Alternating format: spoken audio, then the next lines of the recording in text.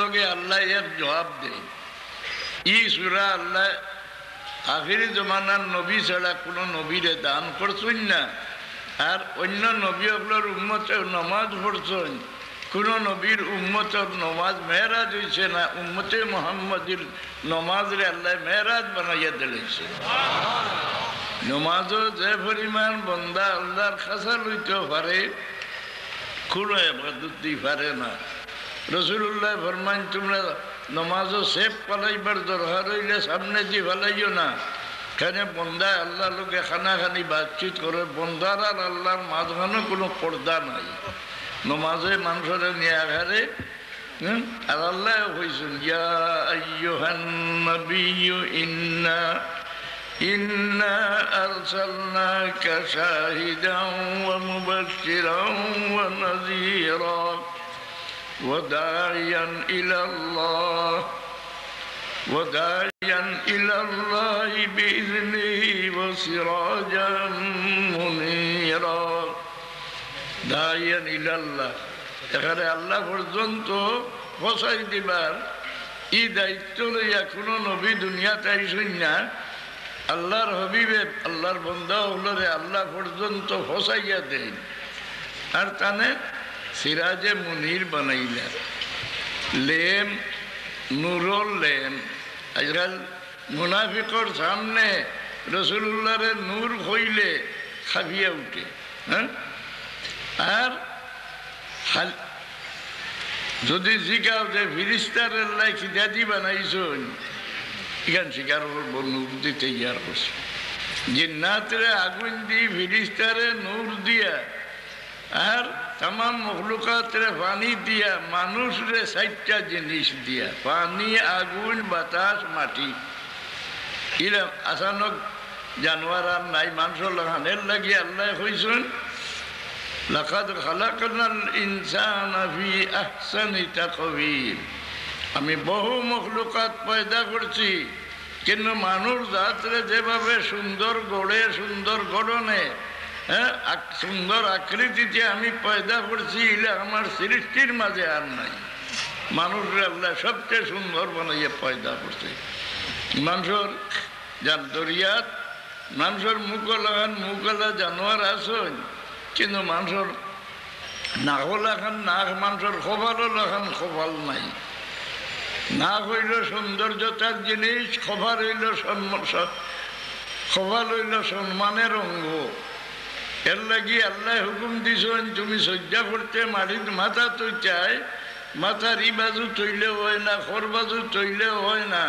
তোমারে আল্লাহ দান করার মধ্যে সবচেয়ে মূল্যবান যে 2 জিনিস দান করছেন, এই 2টা জিনিস নিয়ে মাটিতে রাখিয়া তুমি খো সুবহান রাব্বিয়াল আলা। সুবহান, তোমার এই নিয়ামতের শুকরিয়া আদা করা হইলে আল্লাহর দরবারও নিয়ে পেশ করি দিলাই।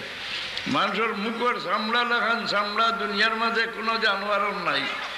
মানুষের শরীরের অন্য চামড়ার লগে মুখের চামড়ার তুলনা হয় না, কারণ দিল হইল মানুষের রাজ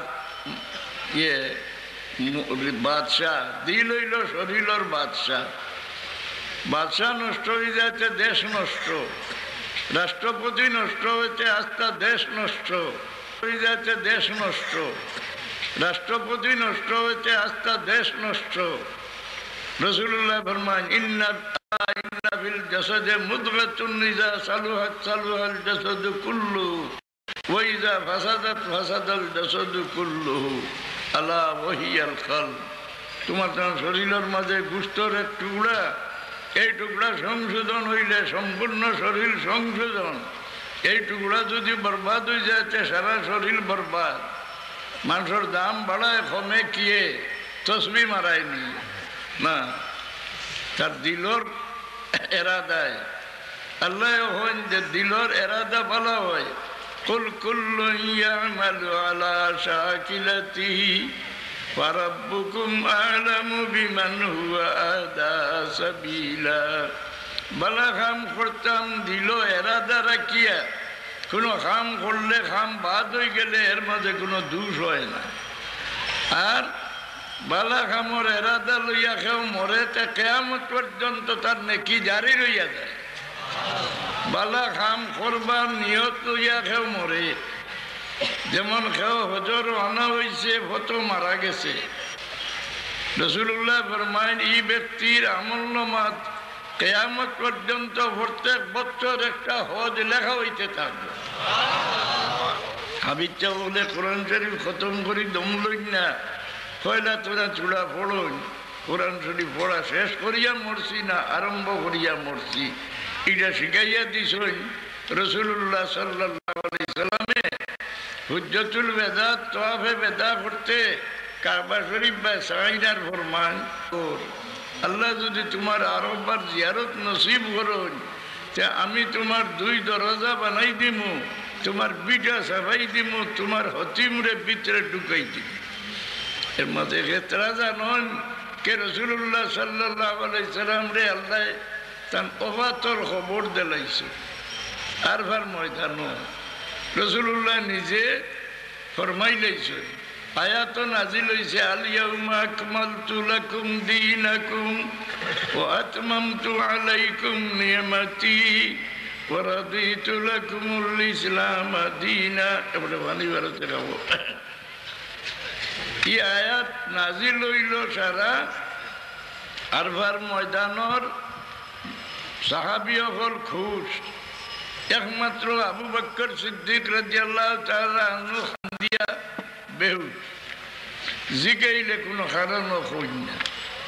রাসূলুল্লাহর কাছে গিয়া কইলা, ইয়া রাসূলুল্লাহ, আবু বকর মনে হয় আল্লাহর রহমত তেনে না উমেদ হয়ে গেলা, এমন ভাবে খান্দিরা যে তারা কোনো তাদের শান্তি দেওয়া যায় না, কোনো কারণও কই না।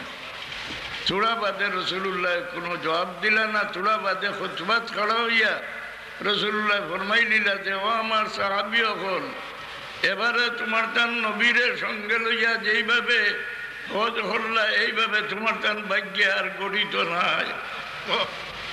ও আমার সাহাবী হল, এবারে তোমার তান নবীরের সঙ্গে লইয়া যেইভাবে আরফার ময়দানে ঠরিলা তোমার তান ভাগ্যে আর জুটিত নাই। আল্লাহ জানাই দিছেন, আয় আমার হাবিব, আমি আপনার যে উদ্দেশ্যে দুনিয়াত পাঠাইছিলাম আমার উদ্দেশ্য হাসিল হয়ে গেছে, আর আপনার দুনিয়ার টাকা লাগতো নাই। ইহুদিয়ে হযরত আব্বাস রাদিয়াল্লাহু তাআলা আনহুরে কইল, তোমার টান গেছে আয়াত নাজিল হইছে, আমরা রূপে যদি আয়াত নাজিল হইতো সেইটা ঈদ দিন দিয়ে আমরা ঈদের দিন বানাই নিলাম।